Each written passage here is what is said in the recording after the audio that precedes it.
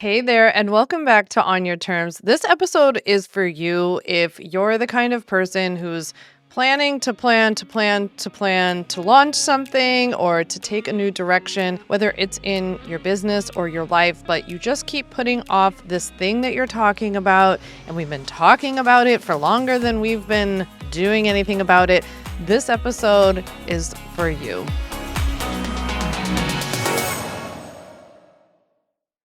So, look, I think we can all probably relate to some moment in our life or in our business or career where we were waiting for the perfect time or the ideal opening or window to come up in order for us to actually take action. And I just feel like as humans, we can be really good at this, where we can put a lot of obstacles and when then statements in our path where we're like, well, when this thing happens, then I will finally take action, or I just need life to calm down before I start reading more books or something like this. But then you probably all know what happens next.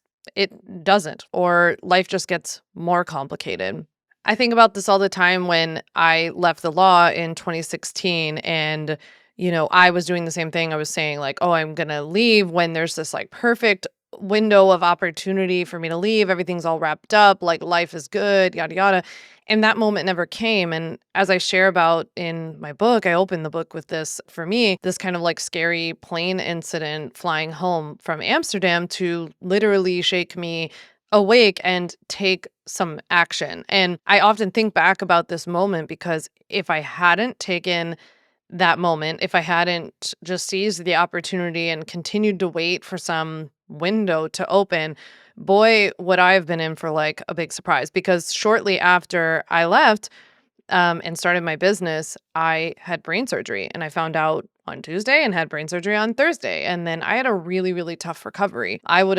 I don't know how I would have managed that as a lawyer. And I'm sure afterwards I would have felt indebted to, or maybe even been required to come back for a certain period of time.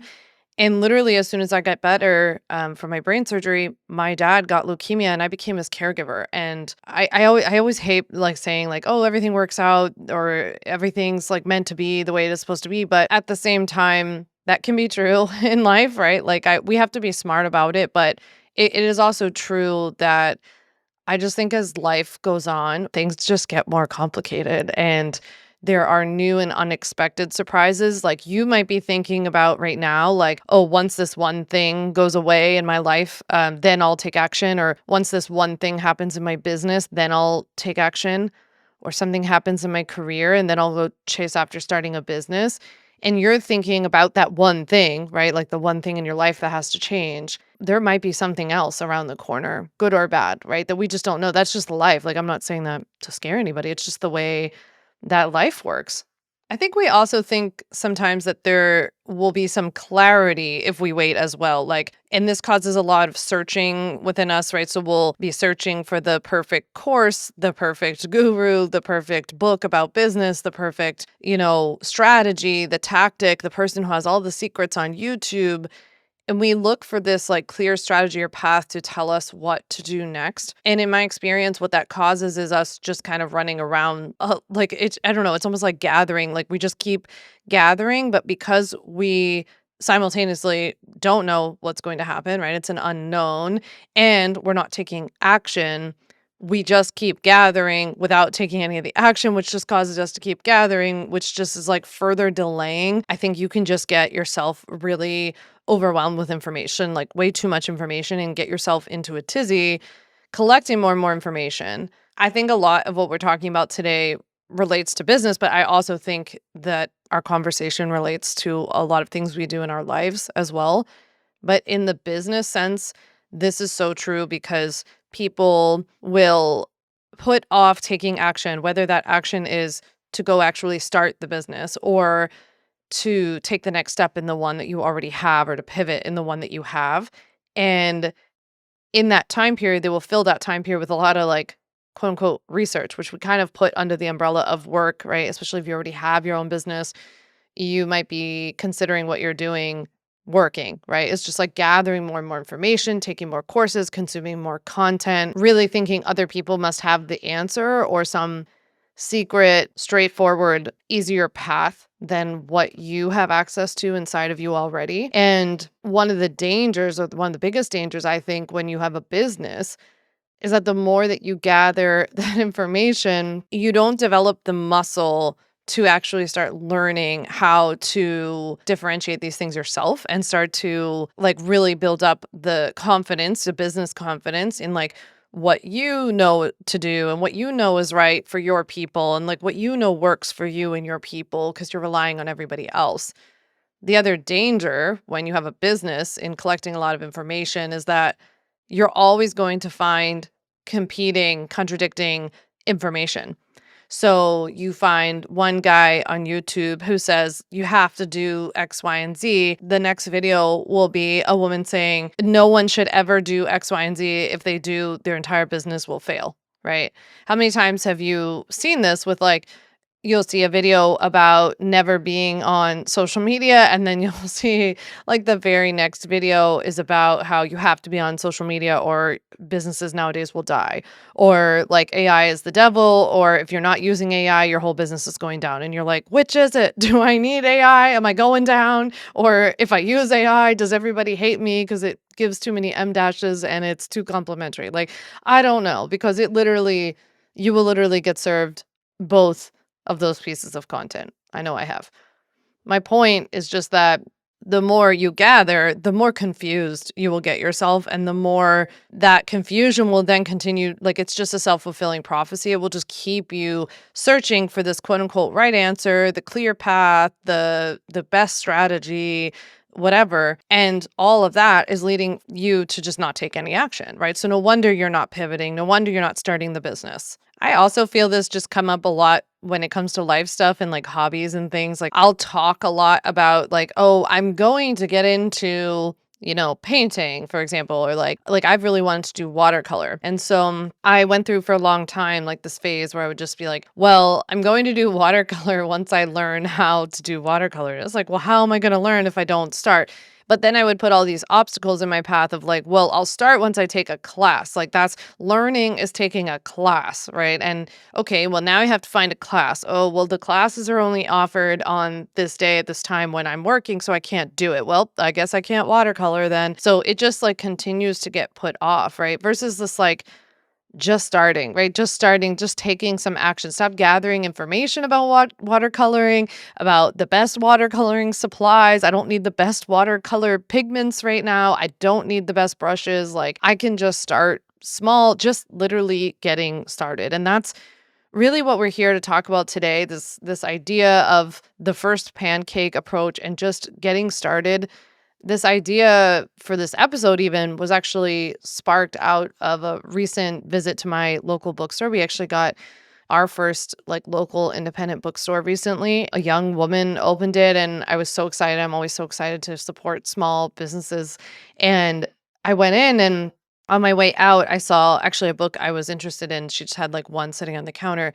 And I was like, oh, I've been wanting to read this. And she said, oh, this is actually our first book club pick. And I was like, oh my God, you're doing a book club? Like, I want to join. I want to do this. And she said, well, I would love to have you, but actually it's full. And I was like, oh my gosh, it's full. Like that's amazing. 'Cause she had just opened just weeks prior to me asking her about this. I was like, that's amazing, but like let me know if, somebody drops out or something or if you expand it. And she was like, well, actually, I filled it and then I opened up like a second cohort, like a second meeting time, and it filled again. So I'm not filling it anymore. And I was like, wow, that's amazing. And so I was like, well, you must know a lot about filling a book club, like just making a joke about it. And she's like, actually, I don't. I've never run a book club before. She obviously has never owned a bookstore before. She's very young. And she was like, I've never done this before, and I'm considering it my first pancake. That's what she said. And I was like, huh, what a great attitude from like a young entrepreneur. I mean, this is her first time being an entrepreneur. She actually used to be one of my favorite waitresses at a local restaurant that I go to in Port Jefferson, New York. And I don't know, I just found it really refreshing that like a young entrepreneur who hadn't had to learn that lesson the hard way, was just doing that off the bat. And so she was, she made a joke about how it's probably a good thing that I'm missing the first one. She'll work out the kinks and I can join for the second one and all of that. And I was just like, that's a really good attitude to have. And I think it's one that we all need in life, let alone in our businesses in general. Have you ever felt lost about where to begin with the legal side of protecting your online business? Some people say you can just wing it at the beginning and get officially set up later. Not a good idea, by the way. Whether you're afraid to even start working with clients because you don't want to do something wrong legally and then get in trouble, or your business is growing and you sort of forgot to take care of the legal pieces, I've got you. I don't want you to live in fear of the internet police coming after you and your business, but you do have to do certain things and get certain things in place in order to legally and safely run your business online. As much as it just feels like an unregulated wild, wild west online, that is very much not the case. As an attorney turned entrepreneur and former corporate litigator, I can assure you that there are rules. There are real steps that everybody who runs or starts an online business needs to take. And you're not behind at all. We can get you set up and following the rules right away. In fact, we can even do it today. I want to teach you the 5 very simple steps to take to legally protect and grow your online business. You don't need an MBA to be a successful entrepreneur and stay out of legal hot water, but you do need to dot your legal I's and cross your T's in a few key areas that can't be skipped. That's exactly what I'll teach you in my free 1-hour legal workshop called 5 Steps to Legally Protect and Grow Your Online Business. Just head to mylegalworkshop.com, drop in your email address, pick the time, and I'll send you a link to watch the workshop video whenever you have time. This is the best place to begin if you're just getting started legally legitimizing your business, so head on over to mylegalworkshop.com and sign up to watch 5 Steps to Legally Protect and Grow Your Online Business now. There's something to be said for Nike's tagline, "Just do it," because I think that, I'm assuming that you're similar to me, that you probably are a planner and a doer, and you're like, I'm gonna make sure I have all my T's crossed and like everything locked down. And, I know exactly why I'm doing this and where it's headed and what the plan is. And you want a really safe and secure exit strategy from your job or a transition strategy if you're doing something else. And I understand that feeling of wanting to just have every single thing planned and predicted almost in a way before you forget taking a leap. It's like taking a little hop off of a step.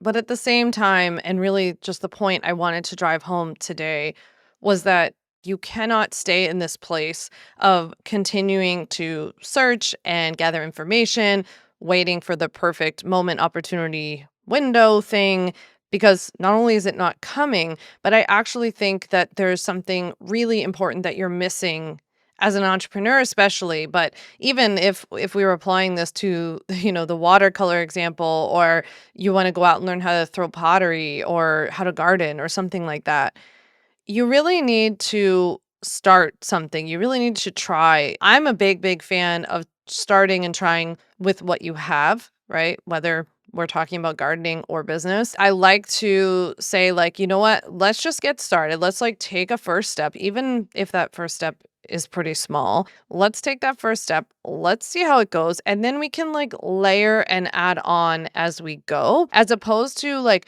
building the whole castle only to realize that the foundation was bad. In my watercolor, for example, I had these like watercolor. Okay, well, I say crowns, which I know is wrong. They are crayons, but if you're from Philadelphia, you can understand we say crowns. And so just humor me. My husband always said like, "Oh, a fancy hat." No, crowns, you know what I mean. Okay, so I got these watercolor crayons that I was like, this is good enough. It was like $12. They sold them at a bookstore, and I had been talking about wanting to get into watercolor, right? So I take home these crayons and I start doing watercolor in this book that I have. The crowns were terrible. Okay. You could not, it was like this fat nubby point on the end of the crayon, and you couldn't like really control where it was going. So the color was like bleeding all over, and you had to add water to the tip of the crayon to get it to spread. The whole thing was kind of a mess. And I was like, I couldn't see in the package. I thought that it was more of like a brush. And so it wasn't what I was looking for. Right. But you know what? I did a couple of pages in this watercolor book that I got. It was kind of fun to just play with them and like learn how to like bleed it a little bit and like spread the water and kind of play with that a little bit. And I did learn like some of the different mixing of color and all of this kind of stuff, right? Like it was just a great way to get started. It was also a great way to show me, oh, I like doing this. I just wish I had the proper tool because now like I see where the tool is actually causing some tension. And so that's when I went and spent like, I don't know, $20 on a very simple starter set of the actual like pigments with a very, very basic set of brushes, right? So it was like, okay, let's like add that on. So then I started doing that and I got pretty decent at that part. And then it was like, well, actually now I want to have a big watercolor book essentially like that fits almost like the size of my desk so that I can like free draw because I started by just drawing things that were almost like stenciled in or penciled in. And so then I started doing some free, watercoloring. And the story goes on and on, right? The point is like I just got started and I started layering on.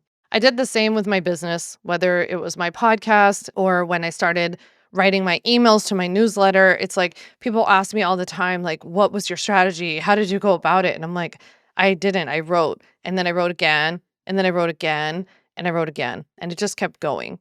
The point is when you do all of these things, you actually start to gather some data, first of all, like especially in the business sense, but you also start noticing some patterns. And if you've listened to my podcast before or you've read my book, When I Start My Business, I'll Be Happy, I talk a lot about something my mom taught me. My mom was a physician. She was brilliant. And she talked a lot about, she was just like obsessed with the science of medicine. She was an integrative physician. So it was really important to her to actually understand why things were happening to people, right? So if people came in with a symptom, or a diagnosis of some sort, she wasn't comfortable with only giving them medication. She, of course, prescribed whatever people needed, but she also would reverse engineer and she'd be like, let's understand why this is happening. What's happening in your environment, in your body, in your genes, in your history, in your family, in whatever. And let's see, right? So and she used to say, we have to understand the mechanism of why this is happening. She would say it all the time. And just as an aside, when you would open her kitchen cabinets, on the inside of her kitchen cabinets, she would have all these papers from notes, usually from some like bar or restaurant that she would go to. She ate out like every single meal because she could not cook to save her life. And she would, on the back of any menu that was like a paper menu, she would write out the biochemical, I guess. I don't know. I'm not a doctor, so I don't know. She would write out the like biochemical pathway of something. And so all the backs of her cabinets in her kitchen, when you would open them up, had all these menus with some pathway for estrogen or progesterone or some other thing, which I just thought was so funny. But the point being, I think she really ingrained in me this idea of understanding why things happen.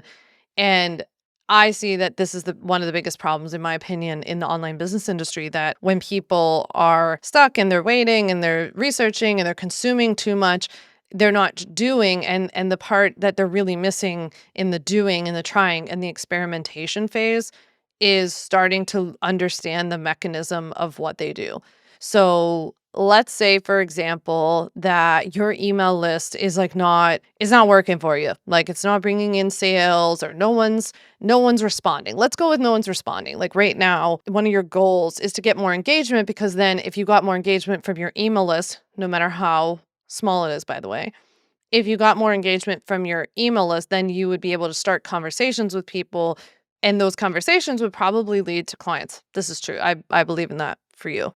If one of your goals was engagement and you're like, well, in order for me to get more people to engage with my newsletter, I'm not going to write another newsletter until I learn how to write an engagement worthy newsletter. Or I'm going to watch some YouTube videos and listen to some podcast episodes, read some articles, and join a course about email list growth so that I understand how to write emails that actually get people to subscribe to them, to respond to them, and to buy from those emails, right?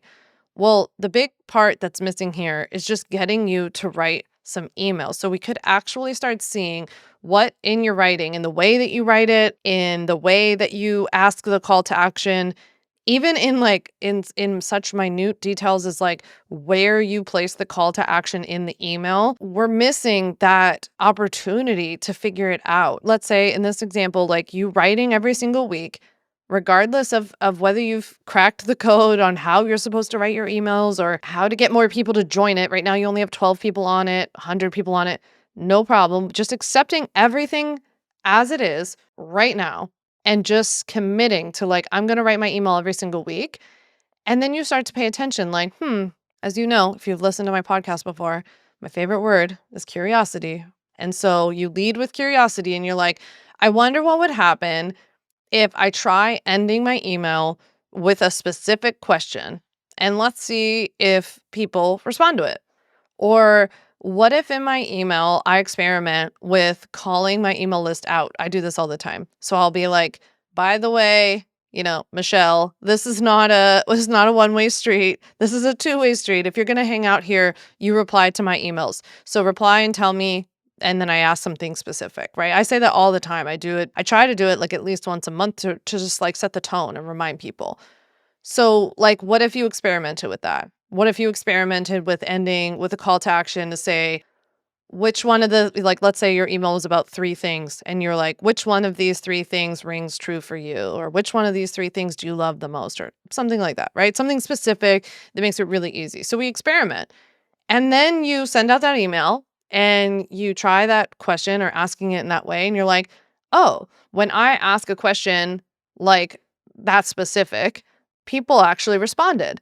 When I used to just ask people like, so how you doing? How's your week going? How are things? Nobody responded. Specificity seems to work. So the next week, you have another email newsletter and you write about a different topic and you try another specific question. And then you're like, oh, that question worked too, right? And over time, you start seeing when I'm specific, people respond or whatever it is, like maybe your audience responds differently. I know mine, when I'm specific, they respond, right? Do you see how that could multiply and like ripple throughout your entire business, that mindset, that attitude, and how over time you you just really start to know. It's almost like a mother's intuition about your business, right? Like I know now, I've referred to this as levers before. Like I know what the levers are. I know if I need to increase engagement, I do this. If I need to get more leads into my email list, I know to do this. It's all because of what I'm talking about. It's because of taking action, taking note of the actual data, right? Not making it about my feelings, like no one's responding. That's because people don't like my email. No, let me see if I actually make it specific and ask them a specific question and maybe even call them out because my people respond to that. Let me see if that gets some engagement. Oh, it did. Let me try it again. Oh, it did. Let me try it again. Oh, it did it again. Right. And so then I become more and more confident that I know what to do. I'm not waiting for anybody to teach me about engagement. I'm not waiting for people to teach me about how to craft an email. I'm also not afraid to ask. So if I was trying to make my email newsletter better, for example, why don't we ask the very people who are already reading it? Right? We don't have to continue to do research and take courses and listen to this, that, and the other thing. We can just try, like you could try a new format, let's say, for example, as you become more confident, you will also kind of like bring the change to the table and like bring the pivot and then be like, what do you all think about this? This is where I'm headed. This is what I'm thinking. This is kind of why I'm thinking of it. What do you think? And poll people, take feedback. I mean, you can do that too. But really, all of what we're talking about here is this, what my mom would call learning the mechanism, right? You can learn the mechanism of what works and doesn't work in your business as long as you take this like first pancake mindset mentality of like, you know what, I'm just going to try. It's okay to try out something. And if it's that first pancake that, people always talk smack about first pancakes, by the way. And I personally take issue with this because I find all pancakes to be desirable pancakes in my life, but I will gladly, you can ship all your first pancakes to me because I will take them. But I get the concept. They're not as like golden and crispy. But if that first pancake didn't work out and you have to toss it, like at least you tried because then hopefully if you're taking the approach that I'm suggesting here, you also then learned something about why it didn't work. Why doesn't the first pancake work in an actual stack of pancakes, right? It's because the griddle's not hot enough. There's none of the like grease or crispy bits, the browned butter essentially that's left over. That is what browns the next several. So like there's a mechanism to why that. It's not like freaking magic. It's not like Harry Potter's pancakes. It's for a reason, And there's probably a bunch more chemical reason than what I'm talking about. But the cook in me is saying, I understand that that's essentially what happens, right? So that's what's also helpful about like just trying is we understand why that first pancake didn't work out or how to pivot and make the second one better. So I hope that this episode was insightful or helpful to you. I hope it serves as a little bit of motivation on this Monday. I know we've been off the last couple of weeks for a little summer break, but I'm so happy to be back now weekly with you every single Monday here on Your Terms. I'm so excited to dive in for now until the rest of the year. I said in my last episode, in case you missed it, that I'm trying something a little bit new. I don't think I have any legal podcasts planned for the rest of the year. I'm trying more episodes like this. I'm trying more business related, life related, email list related episodes. So I'm so curious to hear from you if you like them and how it's going for you on the listening side. I know that I'm really enjoying it. So I really appreciate you listening, and I'd love to hear from you on Instagram at Sam Vander Wielen, or send me an email, sam@samvanderwielen.com, or you can hit reply to any of the emails you get from me. Speaking of emails, if you don't get my weekly newsletter, Sam Sidebar, you definitely want to click the link down in the show notes to sign up for my free weekly newsletter that 50,000 of your online business peers get every single week so that they know how to use marketing strategies that actually work, that also don't drive them crazy in their life. If you like my podcast, then you will definitely like the content in my free weekly newsletter, Sam Sidebar. So make sure you go down below and sign up for that. With that, I hope you have such a good week. Thanks for being here.